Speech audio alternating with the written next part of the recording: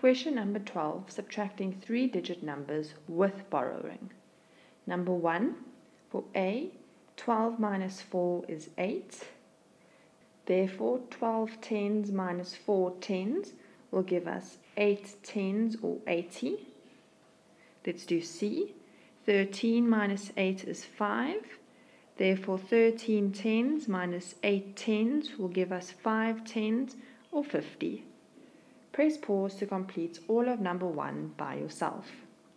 Number 2. Complete using the breaking down method. A has been done for you, but I'm going to take it and write it out in its steps over here. So we have 563 minus 127. Let's first write down our steps. We're going to always start with the units first. 3 minus 7, then 6 tens minus 2 tens, and lastly our hundreds.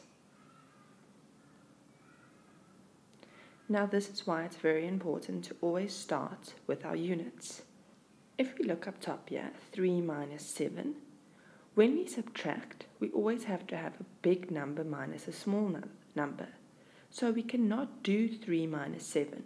We do not have enough units to subtract 7 units from it. However, we can borrow from our tens. Over here we have 6 tens. So we're going to borrow 1 10. So this becomes 5 tens or 50. And we're going to give 1 10 to our 3 to make it bigger. So that becomes 1 10 plus 3 units to give us 13. Now 13 minus 7 we can surely do. But before we do, just remember to write your HTU at the top. Now 13 minus 7 is going to give us 6 units. Then we've got 5 tens minus 2 tens, which gives us 3 tens or 30. And lastly, when we subtract our hundreds, we're going to have 4 hundreds. Now we're going to write our answer, 6 units, 3 tens, 4 hundreds. In this question, we have borrowed 1 10. Let's look at B together. We have 817 minus 324. Again, we're going to start with our units, 7 minus 4. Then we have 1 10 minus 2 tens, and then 800s minus 300s. So let's begin. 7 minus 4 is going to give us 3 units. HTU, we write it in our units place value column. 1 10 minus 2 tens we can't do because we don't have enough tens. Therefore, we are going to borrow from our hundreds. We have 800s here. So this is going to become 700s because we give 100 to our 10. So we're going to have 110.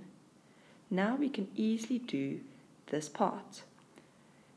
110 minus 20, or 11 tens minus 2 tens. That is going to give us 9 tens or 90. Lastly, for our hundreds, now we have 700s minus 300s. We write down our answer in the correct place value column, and we add up 3 units, 9 tens, and 4 hundreds to give us our final answer. Now, for our very last question, we're going to do G together. Let me just put a block over here. Okay. So, G is 836 minus 597. Same steps, 6 minus 7, 3 tens minus 9 tens, and 800 minus 500. So let's begin. 6 minus 7 we can't do because 6 is smaller than 7. So we're going to borrow 1 10. So this becomes 20, and we give this 1 10 to make it 16. Now 16 minus 7 is 8, which is going to go in our units column. 20 minus 90, whoopsie, we can't do this either, but we can borrow from our hundreds. So in this question, you see we do a double borrow. So that becomes 700s and we give this 20 100 to make it 120. Now 120 minus 9, this is 12 tens minus 9 tens, which gives us an answer of 3 tens, or 30.